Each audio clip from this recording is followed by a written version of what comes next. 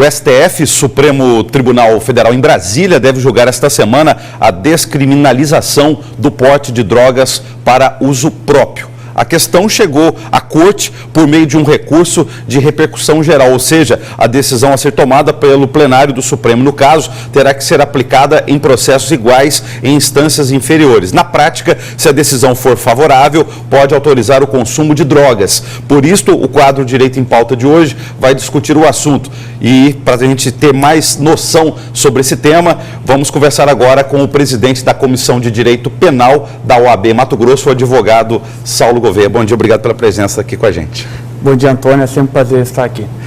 Explique para a gente essa história aí, quer dizer que o Supremo vai poder decidir sobre o uso ou não de drogas no Brasil? É isso mesmo? É o resultado prático dessa decisão judicial?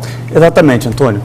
É importante que se esclareça que, hoje em dia, existe uma lei federal que estabelece como crime a conduta de porte de drogas para uso pessoal. E aí, o que o Supremo vai discutir? Nesse recurso extraordinário, vai se discutir a constitucionalidade dessa proibição, dessa conduta, que é feita no artigo 28 da Lei 11.343. Mas é possível separar usuário de drogas de traficante de drogas? Qual que seria a quantidade, o tipo do entorpecente? Isso é uma questão importante de se esclarecer. A Constituição estabelece o que a gente chama de mandado de incriminação da conduta do tráfico. O tráfico ele tem que ser severamente punido. Mas, por outro lado, entende-se que o usuário ele não traz uma consequência jurídica para o meio social a ponto de merecer essa punição.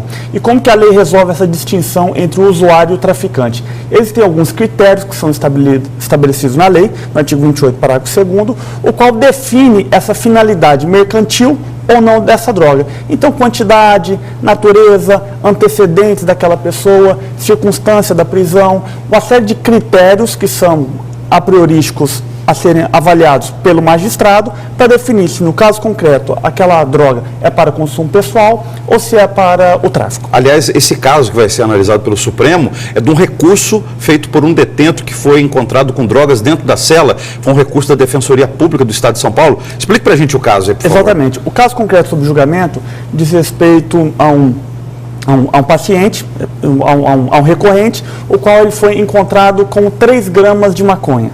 E aí, em razão dessas 3 gramas de maconha, ele recebeu uma das sanções previstas no artigo 28, qual seja a prestação de serviços e comparecimento a programas educativos pelo período de 2 meses. Como que funciona hoje, Antônio? O artigo 28 traz 3 sanções para aquele que for pego com porte de drogas para uso pessoal. Primeira, a advertência. Segunda, a prestação de serviços à comunidade. E a terceira delas, a comparecimento a programas educativos de demonstração dos riscos das drogas. Conseguimos perceber que esse artigo 28, ele sai do eixo punitivo e vem para um eixo de tratamento, de prevenção do uso das drogas. A questão submetida a julgamento no Supremo não é tanto da questão criminal do uso de drogas.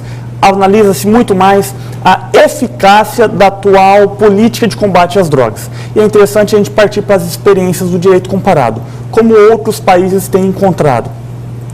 Essa questão já foi submetida a julgamento em outros países. Em Portugal, por exemplo, em que se reconheceu a descriminalização do porte de drogas, houve uma redução do consumo de drogas. Enquanto a União Europeia como um todo experimentou um aumento no uso de drogas, Portugal, que seguiu o caminho da descriminalização, teve essa redução. Isso diante daquela constatação já falada por alguns estudiosos, de que quando você proíbe, você torna a droga mais difícil de ser circulada e aí ela acaba sendo valorizada e aí você estimularia o tráfico de drogas. Quando você liberaria em pequenas quantidades, você combateria o tráfico de drogas de outra forma. É isso? Exatamente. A catalisação decorrente da comercialização clandestina e do uso clandestino, ela acaba acelerando, segundo os especialistas, esse consumo de drogas. E ao invés de você alcançar o objetivo da norma penal, que é reduzir o uso de drogas, você acaba acelerando, acaba aumentando. Agora, 2 questões sobre essa decisão do Supremo Tribunal Federal. Ela vale daqui para frente, se caso, independente do resultado dela,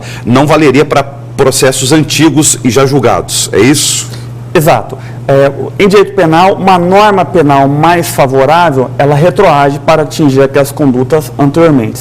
Só que em direito se discute se um julgamento, uma decisão judicial com efeito vinculante, como será essa no recurso extraordinário, se ela produziria efeitos. E é claro que a partir dessa decisão, aqueles que foram condenados poderão utilizar mecanismos para rever as suas condenações. Agora, se fala muito que o judiciário no Brasil acaba legislando. Esse assunto deveria estar sendo debatido no Congresso Nacional por deputados federais e senadores e não por ministros do Supremo Tribunal Federal? Antônio, o sistema brasileiro é um sistema de check and balances. Os poderes são independentes e autônomos entre si, mas existe a cooperação e análise recíproca entre eles. No caso concreto, existe uma lei que o Congresso Nacional editou, que é a Lei 11.343, e agora o Supremo Tribunal Federal está discutindo a constitucionalidade dessa lei. Muito obrigado pela presença. Até uma próxima oportunidade. Bom dia. Obrigado, Antônio.